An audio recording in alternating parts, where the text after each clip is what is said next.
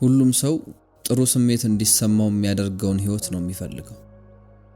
ነገሮች ቀላል እንዲሆኑ፣ ደስታ እንዲሞላቸውና ምቾት እንዲሰማን እንፈልጋለን። በፍቅር ስንወድቅ፣ ደስታ ሲሰማን፣ ቆንጆ ሆነን ስንታይ፣ ገንዘብ ስንሰራና ሁሉም ሰው እኛን ወደሚያይበት ቦታ ስንገባ ምናምን ነው የምናስበው። ስኬት ተፈጥሯዊ በሆነ መንገድ እንዲመጣ እንፈልጋለን። ደስታ ዘላለማዊ እንዲሆን፣ ህይወታችንም ፐርፌክት እንዲሆን እንመኛለን። እነዚህ ህልሞች እንግዲህ የተለመዱ ናቸው። በዛም የተነሳ ትርጉማቸውን እያጡ ነው። ምክንያቱም ሁሉም ሰው ነው የሚፈልጋቸው። የሆነ ሰው መጥቶ በህይወታችሁ ምንድነው የምትፈልጉት ብሎ ቢጠይቅ ሁላችንም ተመሳሳይ መልስ ነው የምንሰጠው። ደስታ፣ ፍቅር፣ ዘና የምንልበት ስራ ምናምን። ነገር ግን እነዛ መልሶች በፍጹም እውነተኛውን ታሪክ አይናገሩ። ከዚህ ሩቅ የሆነና በጣም ወሳኝ የሆነ አንድ ጥያቄ አለ። ነገር ግን ብዙ ሰዎች ይህንን ጥያቄ ለራሳቸው ስለመጠየቅ አያስቡ። መጠየቅ ያለባችሁ እኔ ምንድነው የምፈልገው የሚል ሳይሆን ከየትኛው ህመሜ ጋር ነው ለመኖር ፍቃደኛ መሆነው የሚለውን ጥያቄ። ይሄ ጥያቄ በምናባችን ከምንዘረዝራቸው ቀላል ህልምና ፍላጎቶች በላይ ትልቅ እውነትን ተሸክሟል። ምክንያቱም ጥሩ ነገሮችን መፈለግ በጣም ቀላል ነው። ሁሉም ሰው ጥሩ ነገርን ይፈልጋል። ሰዎችን የሚለያያቸው ለመታገል የሚመርጡት ህመምና ለማለፍ ቁርጠኛ የሚሆኑበት መሰናክል። በየትኛው ትግል ውስጥ ለማለፍ ዝግጁ ናችሁ? የትኛውንስ ነገር ታስታምማላችሁ?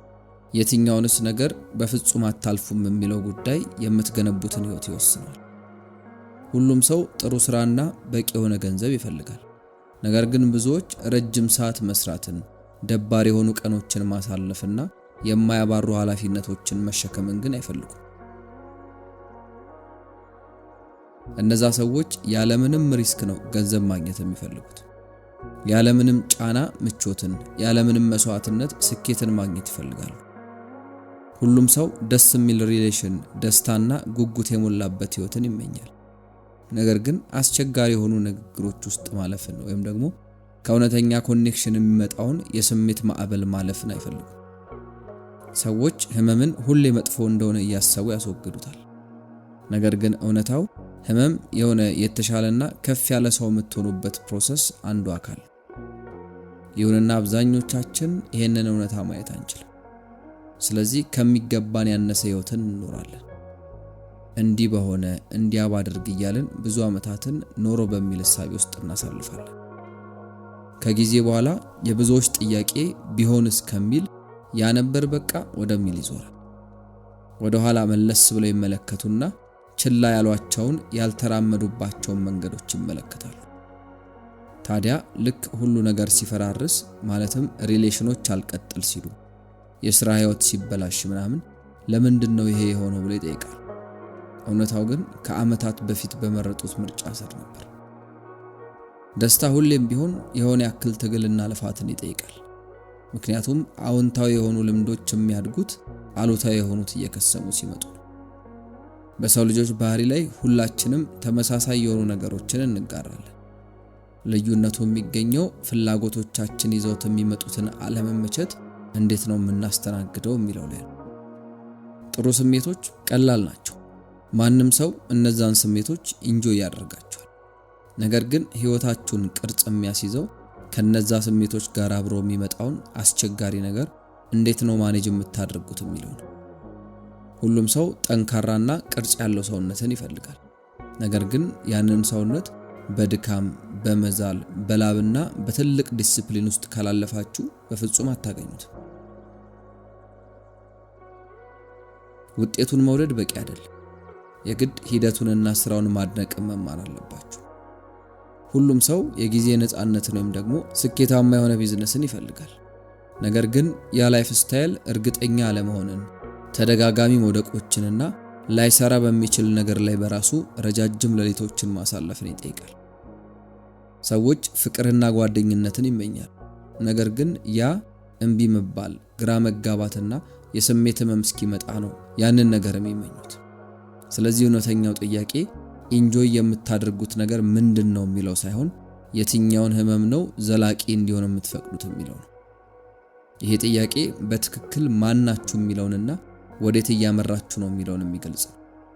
የህይወታችሁ ኳሊቲ የሚወሰነው ኢንጆይ በምታደርጉት ነገር ልክ ሳይሆን ተመችቷችሁ በምታልፉበት ያለመመቸት ሂደትና የእድገት ጉዞ ነው።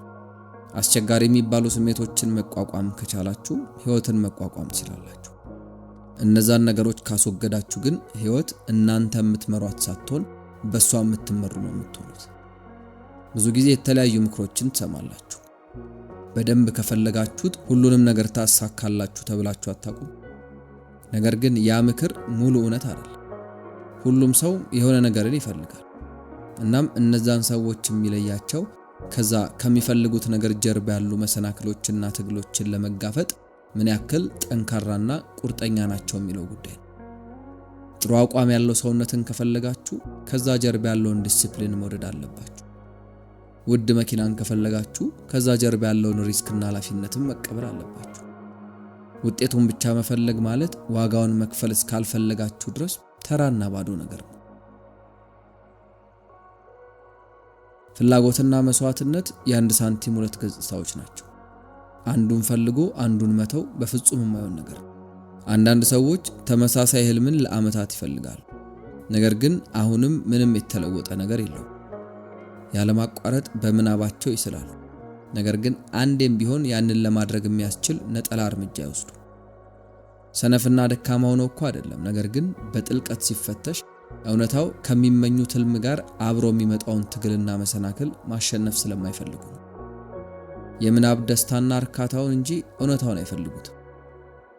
ህልሙን ለማሳካት ጥረት በማድረግ ሂደት ውስጥ ያለውን ደስታ ከማጣጣም ይልቅ ስለ ህልሙ በማሰብ ብቻ ዘና ማለትን ይመርጣሉ።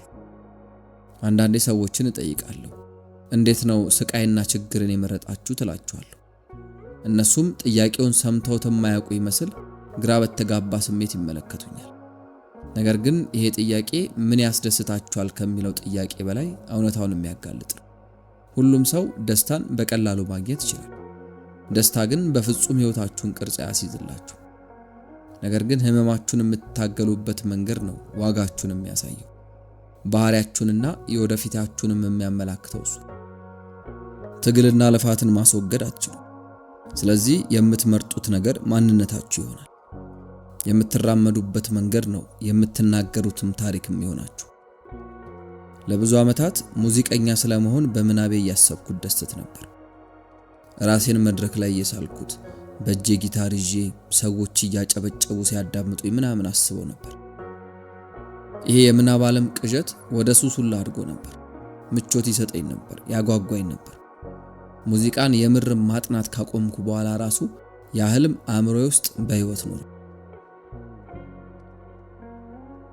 ረጅም ጊዜ መጠበቅ ካልቻልኩ ህልሜ በድንገት እውን የሚሆን ይመስለኝ ነበር። ነገር ግን ዓመታት አለፉ። ያው ምንም የተለወጠ ነገር አልነበር። ጥረቴን ለነገ ማሻገሩን ቀጠልኩበት። ትክክለኛ ጊዜ እየጠበቅኩ ነው የሚለውን እምነቴን ገፋውበት። ነገር ግን እንደዛ አልነበረ። እውነታው በጣም ቀላል ነበር። የወደድኩት ፕሮሰሱን ሳይሆን በምናቤ ስስለው የሚሰጠኝን ደስታ ነው። ረጃጅም የሆኑ የልምምድ ወቅቶቹን አልወደድኳቸውም። የባንድ አባላትን መፈለጉንም አልወደድኩትም። መሳሪያ መሰብሰቡን፣ መውደቅ መነሳቱን ወይም ደግሞ ከምንም ነገር መጀመሩንም አልወደድኩትም ነበር። ተራራውን መውጣት አልፈለኩም። እኔ ተራራው ጫፍ ላይ ወጥቼ ያለውን ውብ እይታ ብቻ ነበር ስመኝ ነበር። ታዲያ ተራራ ከመውጣት ከመውደቅ መነሳቱ ጋር በፍቅር ካልወደቃችሁ ካሰባችሁበት ጫፍ መድረሳችሁ ገና ግማሹን እንኳን ሳትራመዱ ነው የምታቋርጡት። ሰዎች እዚህ ጋር ወድቅ ያለው ወይም ደግሞ ዲሲፕሊን አልነበረኝም ሊሉ ይችላሉ። ሌሎች ደግሞ በራሴ በበቂ ሁኔታ አላመንኩም ወይም ደግሞ ከገደቡ በላይ መግፋት አልቻልኩም ሊሉ ይችላሉ። ነገር ግን እውነተኛ የሆነው ምክንያት እነዛ ድራማ የበዛባቸው ማብራሪያዎች አይደሉም። አንዳንዴ የኔ የምንለው ህልም ማለት የምንኖረው ህልም ማለት አይደለም። ይልቁኑ የምርም ማንን የሚለውን የሚያስተምረን ነው የሚሆነው። የምርም ማናችሁ የሚለውን ነገር የሚገራው በምትመርጡት ትግል። በልምምድ ውስጥ ያለውን ህመም ኢንጆይ የሚያደርጉ ሰዎች ጥሩ ሰውነትን መገንባት ይችላሉ። ረጅም ሰዓት ሲሰሩ የማያማርሩ ሰዎች የሥራ ህይወታቸውን ግዙፍ ያደርጋሉ። ተደጋጋሚ ውድቀቶችን የታገሱና በዛ መስመር ውስጥ መማር የቻሉ ሰዎች በፈጠራ ፊልድ ውጤታማ ይሆናሉ። እያንዳንዱ ስኬት የራስ የሆነ ምቾት የሚነሳ ነገርን ይዞ ነው የሚመጣው።